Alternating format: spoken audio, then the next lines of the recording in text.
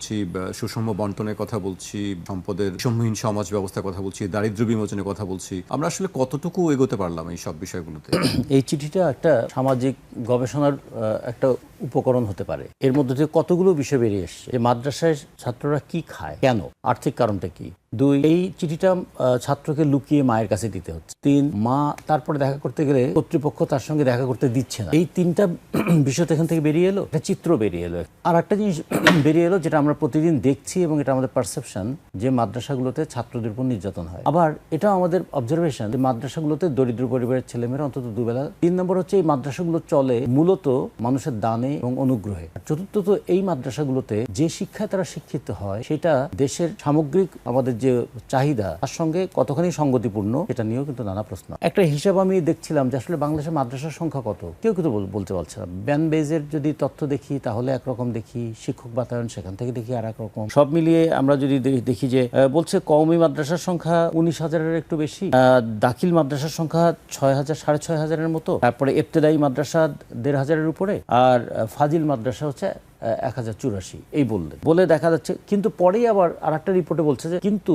তাদের ধারণা সংখ্যাটা 54,000-এর মতো হবে। 54,000 হলে ছাত্র পরিমাণ কত হবে? বলা হচ্ছে যে ছাত্র পরিমাণ প্রায় 90 লক্ষের মতো। আবার কেউ কেউ বলছেন এটা 40 লক্ষ, কেউ বলছেন 60 লক্ষ। তারপর দেখো একটা প্রতিষ্ঠান চলছে বাংলাদেশে, ছাত্রের সংখ্যা কত? 40 লক্ষ, 60 লক্ষ না 90 লক্ষ, এটা ডিসাইড করা যাচ্ছে না। প্রতিষ্ঠানের সংখ্যা কত এটাও বলা যাচ্ছে না। কারণ শুধু যাত্রাবাড়ি এই এলাকাতে যদি দেখেন, এখানে 8 কিলোমিটার মতো 67টা এরকম মাদ্রাসা আছে। এর আগে একবার একটা হয়েছিল যে যেখানে যার ইচ্ছা হয়, কেউ ধর্মীয় কারণে প্রতিষ্ঠান করছেন, কেউ তার পিতামাতার পরলৌকিক শান্তির জন্য করছেন, কেউ কেউ দেখবেন নিজে হয়তো প্রচুর ব্যবসা বাণিজ্য করেন, অনেক টাকার মালিক। এলাকায় তিনি করেন একটা এতিমখানা এবং একটা মাদ্রাসা। এগুলোর কারণে হয়েছে কি, এগুলো কোনো ইয়ের মধ্যে পড়ে না, সিস্টেমের মধ্যে পড়ে না। এখান থেকে একটা জিনিস বেরিয়ে আসে, শিক্ষার ক্ষেত্রে একটা সীমাহীন উদাসীনতা আছে, শিক্ষার ক্ষেত্রে ভীষণ নৈরাজ্য আছে, এবং শিক্ষার কারিকুলাম তৈরি করার ক্ষেত্রে আমাদের দেশটা একটা বিভাজিত হয়ে আছে নানা সাংস্কৃতিক বলয়ে, এবং সব কিছুর মূল কারণ হয়ে যাচ্ছে শেষ পর্যন্ত। আর আপনারা খেয়াল করে দেখবেন মাদ্রাসার মধ্যে কিছু কিছু মাদ্রাসা আছে, এখন সেগুলো নাম হচ্ছে ক্যাডেট মাদ্রাসা, ক্যাডেট কলেজের মতন করেই মাদ্রাসা পরিচালনা করবে। কিছু কিছু মাদ্রাসা আমাদের এই আশেপাশে আছে, সেখানে যদি তারা রাত্রে না থাকে তাহলে 1,500 টাকা কমপক্ষে দিতে হয়, আর যদি রাত্রে থাকে তাহলে 2,500 টাকা দিতে হয়। মানে একদম খুবই মাঝারি মান। ভালো মানের যদি মাদ্রাসা হয় সেখানে কিন্তু 6,000 7,000 8,000 টাকা খরচ করে। ফলে মাদ্রাসা বললেই একটা সময় আমরা মনে করতাম শুধুমাত্র যে দীন ও দরিদ্র মানুষদের সন্তানদের আর কোনো যাওয়ার জায়গা নেই, সেটা তা নয়। আর একটা বড় বিষয় হয়েছে এখানে, দেখবেন আমাদের সমাজে একটা যে ঘটনাটা সমাজে আছে কিন্তু সেটাকে স্বীকার করা হয় না, যেটা হলো যে সিঙ্গেল মা 2 সন্তান নিয়ে সে তার তালাকপ্রাপ্ত এই 2 বাচ্চা নিয়ে মা টিকে আছে। এই মাদেরকে সমাজে তো গুরুত্ব দেওয়া হয় না, নানা ধরনের বঞ্চনা এবং গঞ্জনের মধ্যে পড়তে হয়। সবচেয়ে বেশি অসহায় অবস্থায় পড়তে হয় তারা বাচ্চাদেরকে নিয়ে। কোথায় দেবেন এই বাচ্চাদের? কোথায় রেখে মা কাজে যাবেন? আপনি যদি শিল্পাঞ্চলগুলোতে যান, যে মারা এরকম সিঙ্গেল মাদার, সে তার চিন্তা করে তার বাচ্চাটাকে কোথায় রেখে সে কাজে যাবে। তার বয়স, যে বাচ্চার বয়স যদি 7 বছর হয়, 8 বছর হয়, 9 বছর হয়, কোথায় রেখে যাবে? আর যদি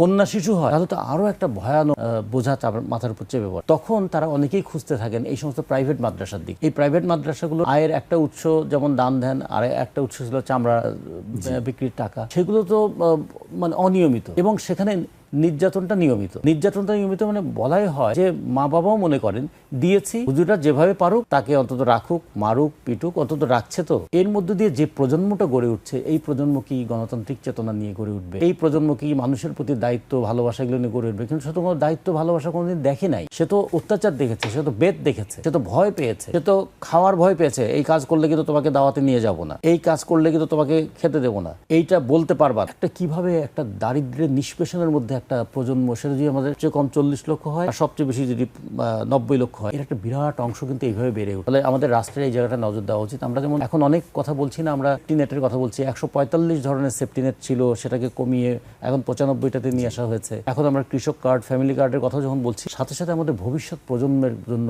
চিঠিটা একটা জন্য দলিল হয়ে থাকে। এই চিঠিটা একটা শিশুর লেখা, তো শিশুদের জন্য লেখা। এইভাবে আমরা যদি দেখি আমাদের শিক্ষা বাজেট ক্রমাগত কমছে, টাকার অঙ্কে বাড়ছে কিন্তু অনুপাতের অঙ্কে কমছে কেন? আবার উল্টো দিক থেকে দেখুন, আজকে বাংলাদেশের যদি ধরুন বাংলাদেশের 93% মানুষই বলা যাবে এই যুদ্ধে ইরানের সমর্থন। ইরান যুদ্ধ করছে কি দিয়ে? অত্যাধুনিক ড্রোন দিয়ে। এটা করেছে তার কেমন করে? বৈজ্ঞানিক গবেষণা থাকে। ইরানের উপর কেন নজর?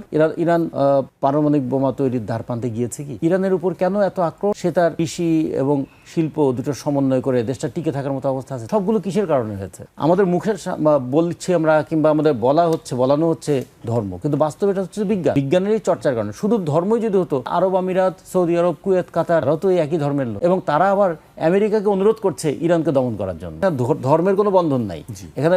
বিষয়টা হচ্ছে রাজনৈতিক, বিষয়টা হচ্ছে অর্থনৈতিক, বিষয়টা হচ্ছে সামরিক, এবং তার পিছনে আছে বৈজ্ঞানিক আবিষ্কার। এবং সেক্ষেত্রে শিক্ষার একটা বড় গুরুত্ব আছে। এগুলো যদি আমাদের একটু বিবেচনা করা যায়, তাহলে এই মাদ্রাসাগুলো নিয়ে ধরনের আমাদের মধ্যে এক ধরনের তাচ্ছিল্যের মনোভাব আছে। মাদ্রাসা শুনলেই তাচ্ছিল্য করার একটা মনোভাব আছে। মাদ্রাসা মানে উপেক্ষা করার একটা মনোভাব আছে। উপেক্ষাটা তো আমরা দেখছি, তাচ্ছিল্য করাটা বন্ধ করতে হবে, বন্ধ করে একটা দায়িত্বের জায়গায় নিয়ে আসতে হবে। এই বাচ্চারা তো আমাদের, এটা তো আমাদের দেশের সন্তান, এর প্রতি রাষ্ট্র এবং সমাজের একটা দায়িত্ব পালন করা।